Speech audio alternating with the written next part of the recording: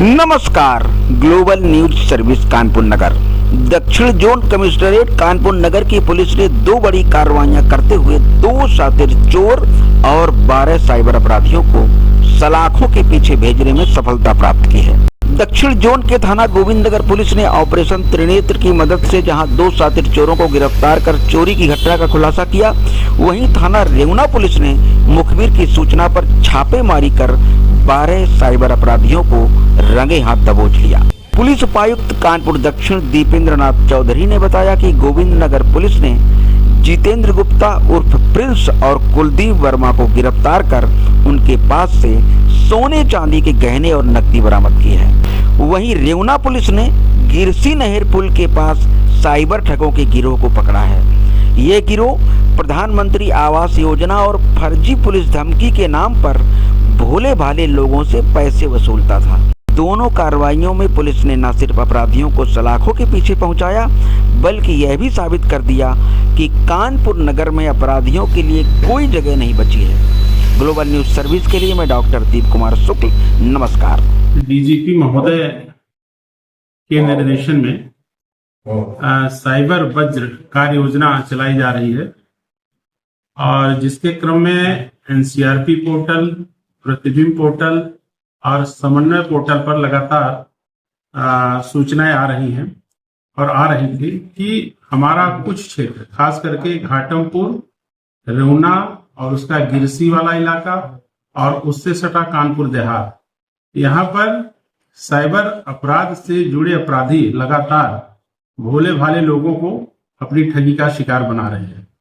पूर्व में भी रेवना क्षेत्र में इस प्रकार की कार्रवाई की गई थी जिसमें लगभग 21 अभियुक्त जेल भेजे गए थे और उसी क्रम में पुनः जो हमें सूचनाएं प्राप्त हुई थी उसके क्रम में आज सुबह लगभग 9 बजे गिरसी नहर पुलिया के पास रेड करके जब वहां पर ये सारे अभियुक्त बैठ करके और अपने मोबाइल फोन के माध्यम से लोगों को ठगी का शिकार कर रहे थे, हमारी टीम ने एक पूरी दबिश दे करके घेर करके 12 अपराधियों को गिरफ्तार किया है जो थाना रेवना एवं आसपास के क्षेत्रों के रहने वाले हैं। ये लोग प्रधानमंत्री योजना के नाम पर लोगों को फोन करते हैं और जो इनके पास कुछ डाटा है उसको फोन करते हैं और आगे पीछे उसके नंबर को चेंज करते हैं और उनसे ये कहते हैं कि आपका प्रधानमंत्री आवास योजना के तहत आपका नाम आया है, यदि आप किसी से 1100 किसी से 11,000 रुपए अगर आप जमा कर देंगे तो आपको आवास मिल जाएगा। इसमें प्रायः लोग इनके झांसे में आ जाते हैं और वो पैसा इनके द्वारा भेजे गए अकाउंट्स में भेज देते हैं और इस प्रकार से वो एक तरह से साइबर ठगी का शिकार हो जाते हैं। इसी क्रम में इन अभियुक्तों की गिरफ्तारी की गई है और इसमें 10 मोबाइल फोन बरामद हुए हैं, कुछ और डॉक्यूमेंट्स भी बरामद हुए हैं, कुछ इनके पास से कैश बरामद हुआ है और इनके अकाउंट का जो फर्स्ट लेयर है उसका वेरिफिकेशन हम लोगों ने किया है। तो अलग अलग अभियुक्तों के अकाउंट में अलग अलग पैसे हैं, किसी के पास 1 लाख रुपए का ट्रांजैक्शन है, किसी के पास 1.5 लाख रुपए का ट्रांजैक्शन है, किसी के पास 80,000 90,000, इस प्रकार से जो ठगी के पैसे इनके खाते में आए हैं उसकी हमको जानकारी हुई। लेकिन अभी इनके अकाउंट डिटेल्स की और बी लेयर सी लेयर जो आगे की लेयर है उसके बारे में हम लोग छानबीन कर रहे हैं और इसमें अभी एक लंबी विवेचना चलेगी, लेकिन फिलहाल इन सारे अभियुक्तों को गिरफ्तार किया गया है और इस प्रकार से इनकी गिरफ्तारी से निश्चित तौर से इस क्षेत्र में जो एक साइबर ठगी का क्षेत्र बनता जा रहा था और यहाँ नेटवर्क डेवलप हो गया था, निश्चित तौर से उसमें कमी आएगी। इसमें प्रतिबिंब पोर्टल पर जो हमें सूचनाएं आती हैं वो आप इसको देख सकते हैं कि इसमें रेड कलर से ये जोन चिन्हित होता है और हमको एनसीआरपी पोर्टल और ऊपर से सारी सूचनाएं आती हैं। तो जहां रेड कलर इसमें जो रेड जोन बनता है इसका मतलब कि वहां से ऐसे मोबाइल फोन्स ऑपरेट हो रहे हैं जो लोगों को ठगी का शिकार कर रहे हैं।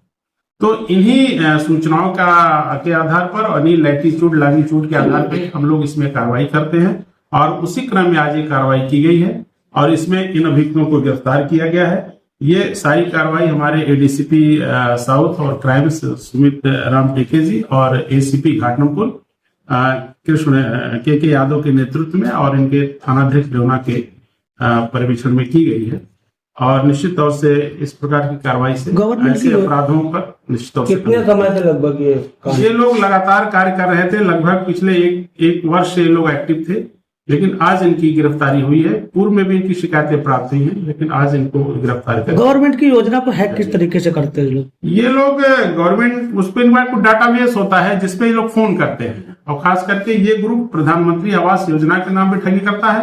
एवं किसी किसी को ये फोन करता है कि आप अश्लील फिल्में देखते हैं, आपके पास पुलिस पहुंचने वाली है, फिर ये लोग उसमें अपने एक सीनियर अफसर से बात कराते हैं।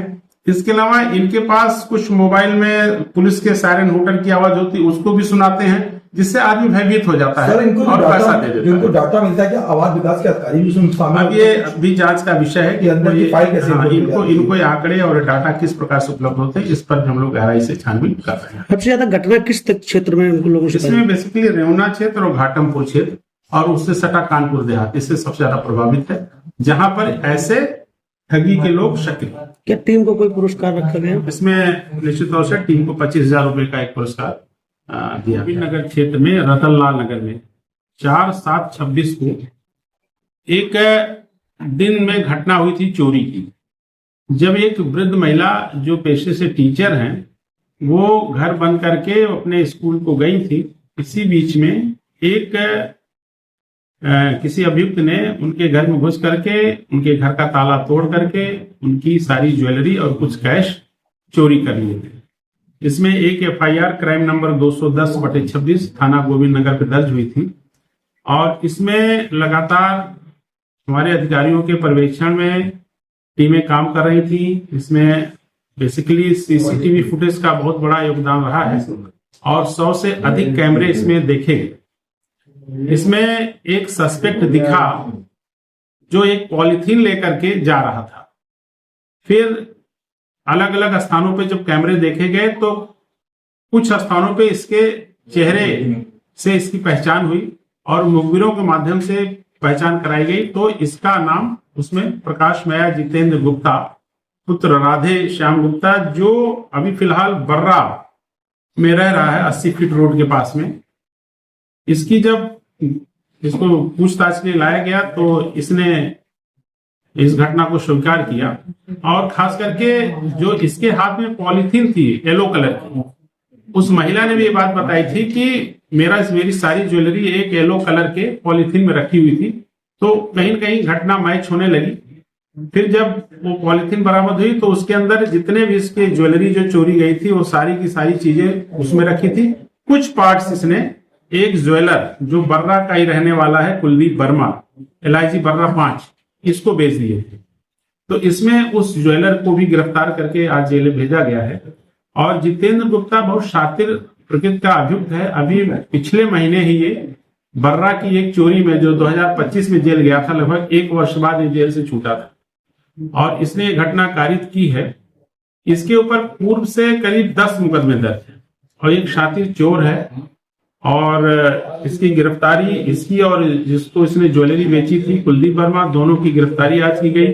दोनों को मेडिकल परीक्षण के पश्चात जेल भेजा गया है। ये एक बिल्कुल ब्लाइंड केस था, और इसमें हमारी टीमों ने लगातार इसमें मेहनत करके इस केस को सफलतापूर्वक इसका अनावरण किया है, जिसके लिए भी उनको एक 10,000 रुपए का एक पुरस्कार पूरी टीम को दिया जाता है। क्या आरोपी जो गिरफ्तार किया इसमें और लोग शामिल है क्या? इसमें और लोग शामिल नहीं है, यही लोग शामिल हैं। और इसमें जो इनके पास से बरामदगी है कुल इसके पास से 4700 रुपए कैश बरामद हुआ है, और एक हार नग जुड़ा हुआ पीली धातु का जिसका वजन 29 ग्राम है, एक लॉकेट गोल्ड की जिसका वजन 11 ग्राम है, एक जोड़ी कान की झुमकी जिसका वजन 5 ग्राम है, और पीली कान के टप्स जिसका वजन 3 ग्राम है, फिर 4 अदद नाक की पीली धातु जिसका वजन 5 ग्राम है, फिर एक चांदी की माला 33 ग्राम, और इसके अलावा एक करधनी लगभग 75 ग्राम, और चांदी के सिक्के 6 बरामद हुए हैं। इस प्रकार से जो इसका माल गया था लगभग सारा माल बरामद हुआ है, और बाकी कुछ इसने ज्वेलरी जो बेच दी थी उससे कुछ कैश बरामद हुआ है। इस प्रकार से इस संपूर्ण घटना का एक सफल अनावरण हुआ है, और इस पूरी टीम की इसके लिए भूरि भूरि प्रशंसा की।